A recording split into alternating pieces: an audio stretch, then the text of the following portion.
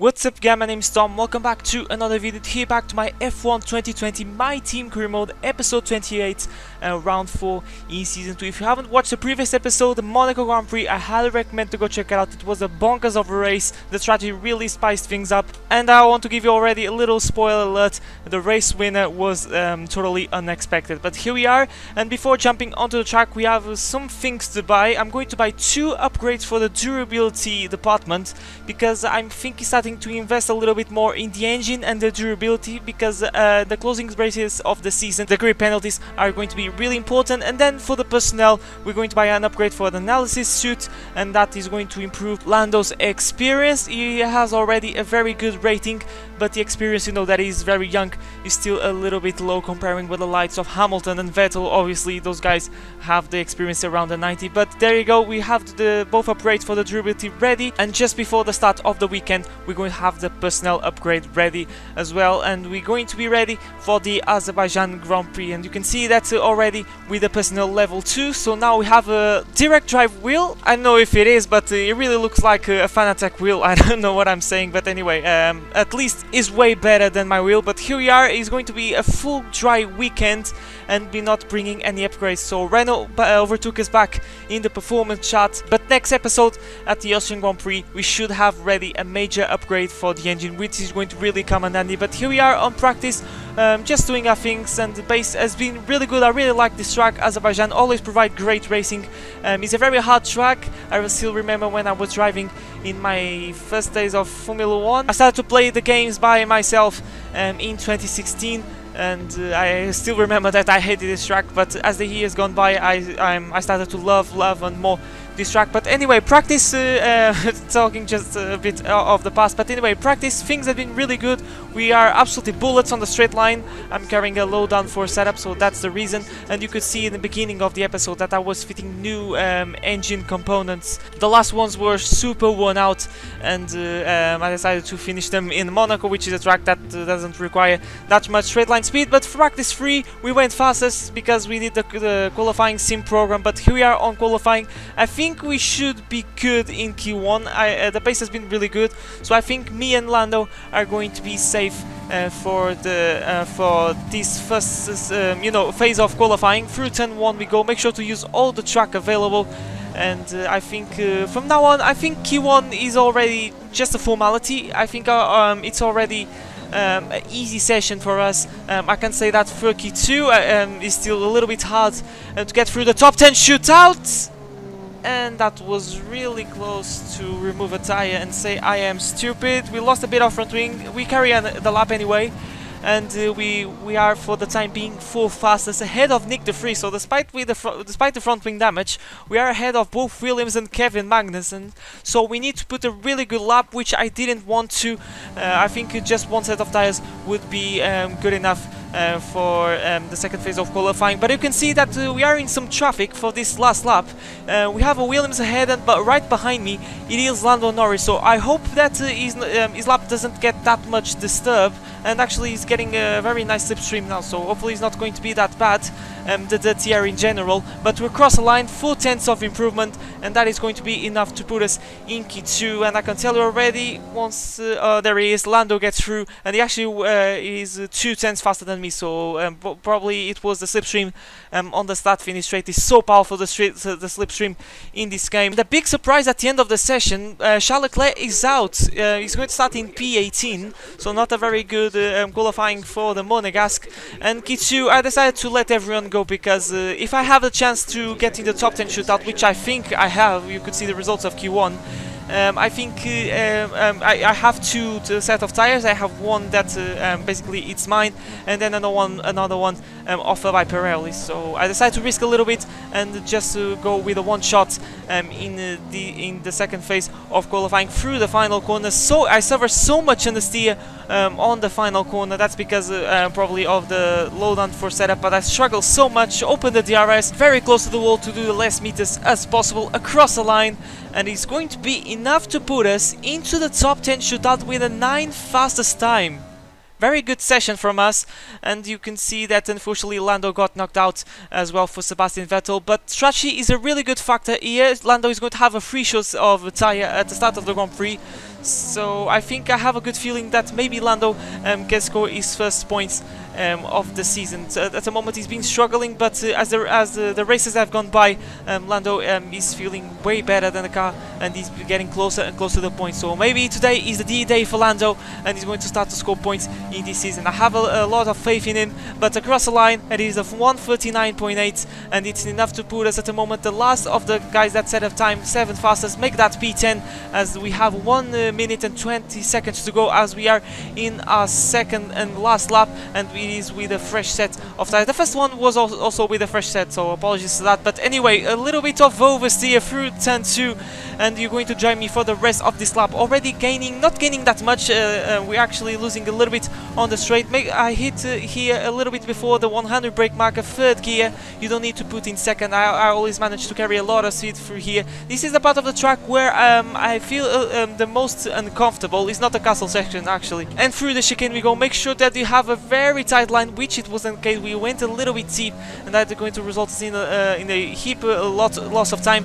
And now we are going with the tightest section of the track through the castle section, gaining here 1/10 of a second here. So definitely the second sector definitely was some time left on the table, gaining 3/10. So definitely we are flying in this last lap, and I have a good feeling that maybe we can not finish in P10. It would be great to finish ahead of Daniel Ricciardo, our rival, but at the moment it is in P6, so it's going to be quite a challenge to be ahead of the Alpine driver. But through the penultimate corner, and now through the final corner where I suffer a lot of understeer, you can see that I'm really I turn the wheel very aggressively in order to turn the car. Ricciardo in provisional pole position, as we're improving by 8/10 of a second, so maybe we can have the first pole position for the Alpine team, maybe another pole position for Aston Martin, as Sergio Perez goes fastest, and Hamilton down in P6 made that provisional pole position for the Brit.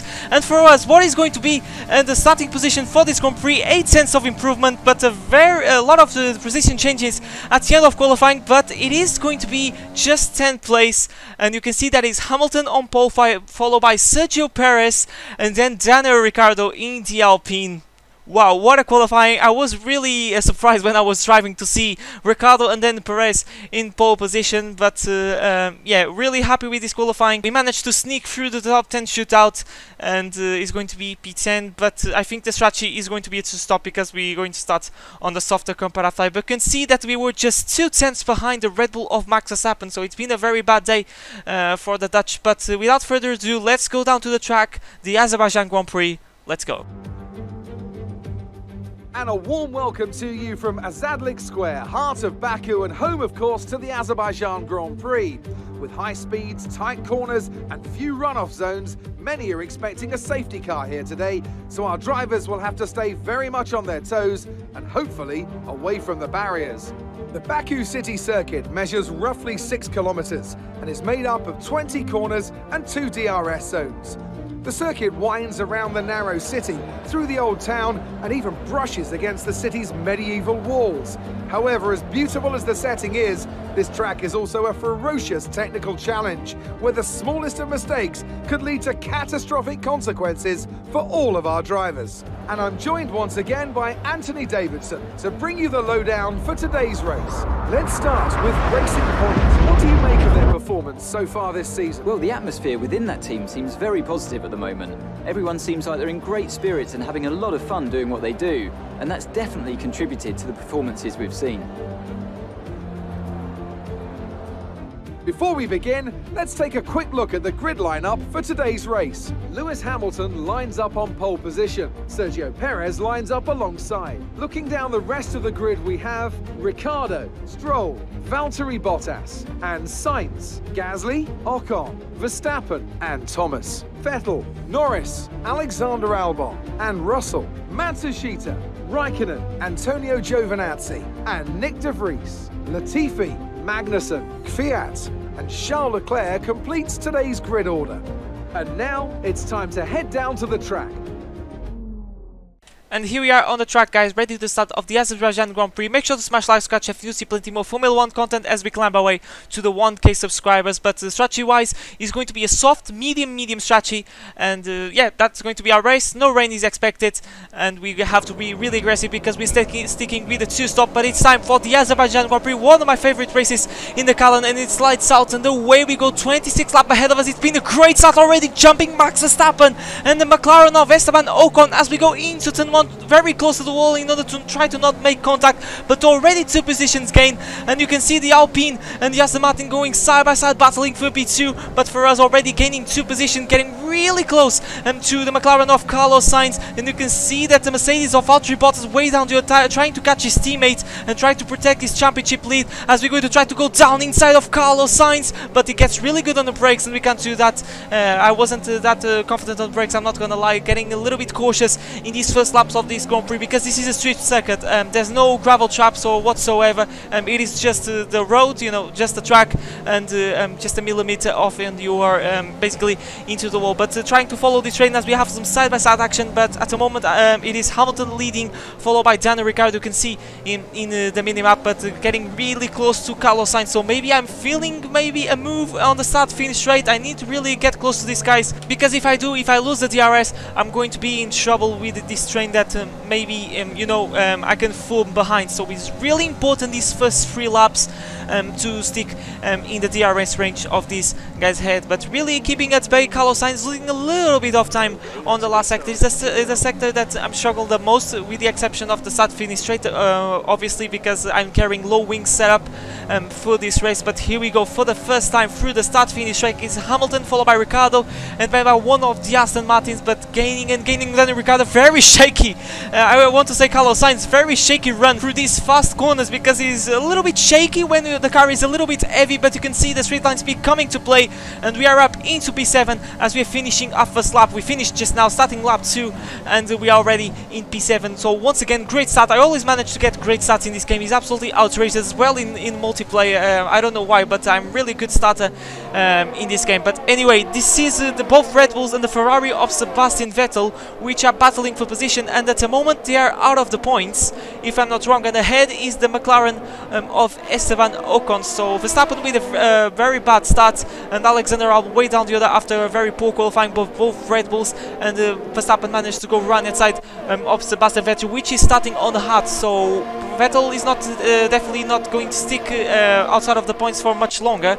We might see him like an absolute rocket ship as Alexander Albon goes round inside of the Ferrari. So like I was saying, I won't say that Vettel is going as long as he can on those set of hards, and then for the rest of the race he's going to see maybe fit the medium tires or maybe the soft tires, and that stage of the race when the car is lighter is going to be an absolutely rocket ship. But you can see Hamilton leading the way, followed by Ricciardo with the podium at the moment for the Alpine. He can be the first podium for the French team with a brand new name for this season after being called Renault since 2016. And we are going side by side with Carlos Sainz through the start-finish straight, and the DRS is still not enabled, but we're losing ground to Pierre Gasly. I'm starting to struggle a little bit in these sort of soft tires, and Carlos Sainz gets through into P7. And you can see that we are already outside of the DRS range of Pierre Gasly, but Sainz with a very shaky run, stepping on that curbs. The curbs around this track are absolutely killers. They really unstabilize the car, but DRS open, and we are side by side. Who's going to break the late? It's going to be Carlos Sainz, really late on the brakes, and we can't do anything. The McLaren seems to be really fast at the moment, and we need to be really careful with Esteban Ocon at this rate, but we're still with the DRS range and gaining on Carlos Sainz. We're going to try to pull a run outside as we go into turn 1. We almost brake at the same time, but Carlos Sainz is going to have a poor run because he stepped on that curb on the apex, and let me tell you that that curb really stabilize the car. So if you want to make a move on the first corner around this track, around the outside way is the way to go. But anyway, this is the battle for P4. Valtteri Bottas trying to go round outside of Sergio Perez, and this can be a side-by-side action as they go through the castle station. And no, there's contact between the Mercedes and the Aston Martin, and Perez, I think, definitely has front wing damage. He lost one of his end plates, and look at the train that is forming. Contact between the two Mercedes cars, technically. Jokes apart, that it is contact between Aston Martin and Mercedes, and we're going to see the replay, and there was no way that these two guys were going to go side by side cleanly, and Bottas decided to risk, fair enough, but yeah, I think I don't know what to say whose fault it is, because I don't know, it's impossible to go side by side in that corner. I think both drivers should know that. But maybe Bottas should, you know, back it up and wait for the start-finish rate. But you can see that when I was racing, I saw that end plate, and I thought, okay, there was trouble at the castle session. Maybe the train is going to punch up, and there goes Valtteri Bottas going to the final step of the podium. And we're actually going to pit on this lap, the same lap as Perez and Gasly are going to pit in the same lap, and definitely we're going to jump Sergio Perez, because probably he's going to change his front wing. It was losing a lot of time, so we'll see. And Gasly, I think we're going to be still stuck behind, and you can see he's fitting the mediums. So if I was Perez, I would fit the hards, because he has nothing to lose at this stage of the race. But we're indeed going to jump Pierre Gasly, so a very good stop from the boys. I want to say that maybe Gasly was held up by Perez in the pit stop phase, but anyway, we are ahead of the AlphaTauri. And we are at the moment in P20, and now the fun part of the race is going to start, because we need to overtake these guys that are going longer on the mediums, that started the race on the mediums. We definitely in a very different race, because these guys probably are going to stick with the two-stop. Magnussen tried to go on inside through the fast right-hander of the Williams of Nicholas Latifi, and we made a pretty easy double overtake, because the momentum was completely broken for Magnussen. I want to say that he had to slam on the brakes, because if he didn't do that, that would be a very nasty crash. But anyway, we press on lap 7, end of lap 7, gaining on the Alfa Romeo and the Ferrari of Charles Leclerc, starting in last place after a very poor qualifying, and he is trying at the moment to overtake the Alfa Romeo of Kimi Raikkonen. The Finn is going to try to defend the position by going on the inside. Very good run. Raikkonen is on the hards, so maybe this can make things really good for us. We are side by side, and down the inside we go through the second corner. That is a very good move, very close action now in the second stint, and now I'm really loving life at the moment, overtaking these guys. It makes you feeling like an esports driver by overtaking these guys pretty easily. But anyway, we're gaining and gaining on Charles Leclerc. He's going to try to make a move on the ass of George Russell, and we're going around the outside, not just of Leclerc, but of the Haas as well. And maybe it can be a very epic double overtake around the outside. Once again we go, Russell was still there, but we are up into P9, and what a beautiful move on both Ferrari powered cars. And we press on, and now we're gaining, trying to smell a move on the Alfa Romeo of Antonio Giovinazzi, and I think he's gaining on the Williams of the Vries, and we're gaining again. DRS open, and the Vries has nothing to defend because he doesn't have DRS, and that is going to be, look at the speed difference against these two cars as well, especially on the Williams, because the Williams is an absolutely rocket ship of the car. And you can see that Gasly is trying to make the moves as well, twitching left, right and center to see where he can find a gap, and he does a very nice move on Leclerc and George Russell, and Gasly try to keeping up with him. And these are the two Alpine guys going side by side, Nobuharu Matsushita and then Ricardo. Ricardo goes down the inside, and I want to say that he's in a similar strategy as I am, because he started on the softs and then in the mediums, but Matsushita definitely it is in a one stop, because he's starting on the hardest comparative time. So maybe a little bit of team orders as Stroll throws the needle on our teammate Lando Norris. So like I was saying, maybe a little bit of team orders at the Alpine you know, garage, just talking a little bit realistic. And these the two Red Bulls going side by side. Hopefully it doesn't end like 2018. Around the outside goes Max Verstappen. The two Red Bulls going with a similar strategy, and Verstappen gets ahead of Alexander Albon. So when I was watching replay, the first thing that came to my mind was the 2018 Azerbaijan Grand Prix, where they both made contact. But anyway, the move on Lando Norris in a very completely different race, going longer on the hardest comparative tire. And now it's time for Daniel Kvyat, that is as well on the one stop, and we gone purple on the last sector thanks to that beautiful slipstream, and we are up into 5th place. But remember that we need to make another stop, and it seems most likely that we have to overtake the guys on the one stop once we do, you know, our second and final stop. But anyway, we're going to keep going. These tires are feeling so great at the moment, and here we go, slipstream on Nobuharu Matsushita going longer as well, and that can give us the 4th place of this Grand Prix, getting very close to the wall. I tried to go run outside, but he covered the line pretty nicely, and and we down inside we go, and make sure that you don't hit that gap, because for sure that Matsushita was going to come back, because like I was saying for the 1000th time in this video, these curves are absolutely killers. But anyway, Sebastian Vettel at the moment in second place after being outside of the points, so it can be a very good race from Sebastian Vettel, doing a very quiet one, and out of nowhere he's in second place, so Vettel can score some good points for Ferrari in this afternoon. But here we go. Actually the tires were pretty good. The tire wear was around 20 and 30%. I could risk, you know, going with a one stop, carrying those old mediums to the end of the race, but I think it's too risky, and I have the feeling that I'm not struggling to make these moves. And Verstappen, one of the Red Bull, I think it is Verstappen, tried to go run outside, because that was really close with the Red Bull. Like I was saying, I have a good feeling that we're going to overtake these guys pretty easily. We might suffer a little bit with the guys on the hards, because that started on the hards, because they might fit the soft tires, because we just have 11 laps to go from now on, and you can see that we have some squabbling between my teammate and Giovinazzi.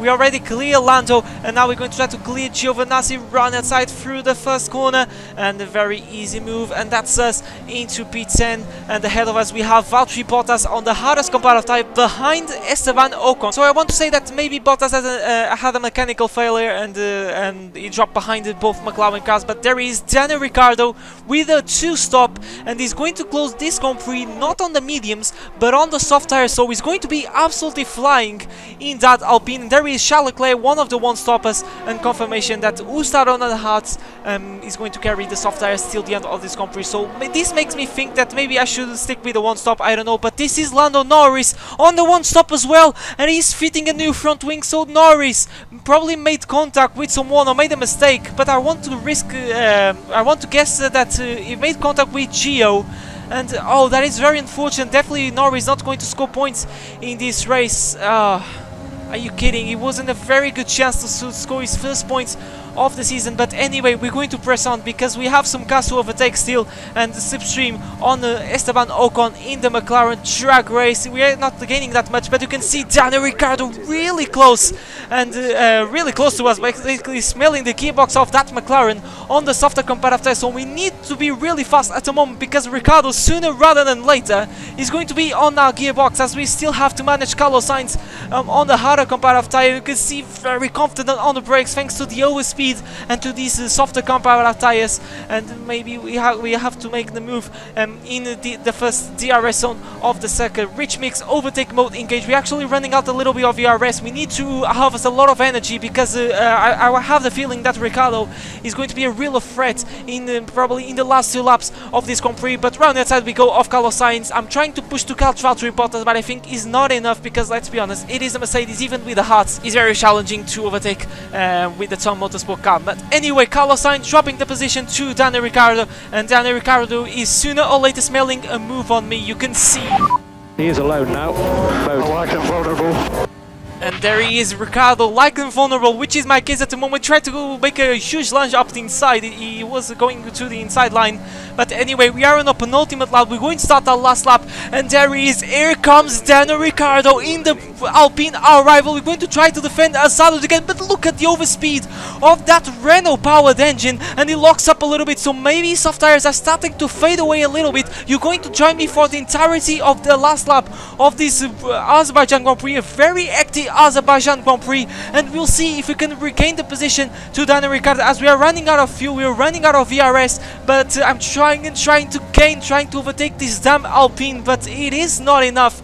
And now what I have to do is try to save a little bit of energy, try to save a little bit of fuel, and try something on the start finish straight, and do something like Bottas did to Lance Stroll in the 2017 edition. As Ricciardo going defensive, but maybe I could try to go run outside, but I don't have enough tires at the moment. The tires are starting to fade away a little bit, so I have to hope that Ricciardo maybe makes a mistake, as half of the lap of the last lap is pretty much done, and we're going to start to get closer and closer maybe to the castle session. But from now on till the start finish straight, this is the section of the track that I struggle the most, because I carry low wings. I really wanted to be an absolutely rocket ship for the entirety of this weekend, and you can see that Ricciardo is pulling away, so the chances are starting to vanish a little bit away, because we're going to be still with the DRS anyway, but will it be enough to be ahead of the Alpine as we go through the final proper corner? Lewis Hamilton is back to the top spot of the podium. He wins the Azerbaijan Grand Prix, but what about us? Are we going to get P5 of this race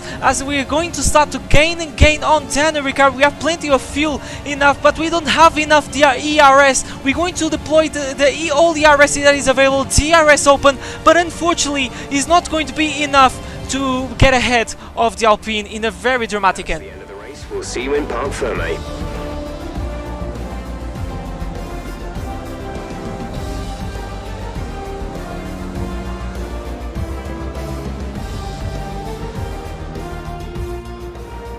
Here we are then, it's victory in Azerbaijan. Great work from the whole team here at the track and back at the factory as well. And some pretty handy driving for good measure. Tell me, Ant, how do you think they were able to deliver such an incredible result today? Well, I think it was clear what the main contributing factor out on the track was today: speed. I know it sounds like an obvious thing to say, Crofty, but fast cars win races, and we saw that today with our winner. And I can see the drivers starting to approach the podium for the victory celebrations. A real team victory today. Everybody played their part. Congratulations then to Mercedes, your race winners today. Azerbaijan never disappoints, ladies and gentlemen. There he is, Lance Stroll back on the podiums. The track where he got his first podium, and Sebastian Vettel on the final step of the podium. Remember that he was outside of the points at the end of the second or third lap. Really good to see my man in the final step of the pole, starting in P11. So just to see. So what was the better strategy? The one stop, the two stop? I don't know. I think it depended the way that you manage the traffic when you, if you were in the two stop, or the way that you nurse the tires if you were in the one stop. So it depends of the driver and the car. But there he is, confirmation results. We finished in P6 and we were just less than 10th of a second to get 10 precious points. But Lando, it was really unfortunate to have that front wing damage. I think he had a really good chance to score points in this weekend, and Sergio Perez outside of a points, only just behind Pierre Gasly with a final point. But guys, amazing race. I hope you guys enjoy. Make sure to smash like, scratch F to see plenty more Formula 1 content as we climb our way to the 1K subscribers. Bottas still leading the championship and we remain in P8. Vettel gained a lot of positions thanks to this podium, but we are in this league of the midfield. Definitely now we are not in the league of the Alfa Romeos, the Haases and the Williams cars. We're definitely in the middle pack, and sooner rather than later, maybe in the next episode, the Austrian Grand Prix, which is a very good track for this car. I have really good memories from season 1. Maybe it can be the place where Lando is going to score his first few points. We can see where to drop a little bit in constructor standings because McLaren was pretty strong over the course of this Grand Prix. But guys, there he is. We're getting really close to win this rivalry over Daniel Ricciardo. We just have one race to go now, if I'm not wrong. No, it is just 2 races to go. So this battle was really hot with Ricciardo. I really wanted to finish ahead of him, but it wasn't the case. Okay, it wasn't meant to be. But guys, once again, I hope you guys enjoyed this episode. Make sure to smash like, catch and to simply more Formula 1 content as we climb our way to the 1K subscribers. Let's try to get that ASAP. And thanks for the support that you guys are giving lately. You guys are absolutely insane, and the best way that I can do is giving you better content and say thanks to you. So you guys are absolutely insane. Love you, and I'll see you guys for a brand new video next time. But for now, take care.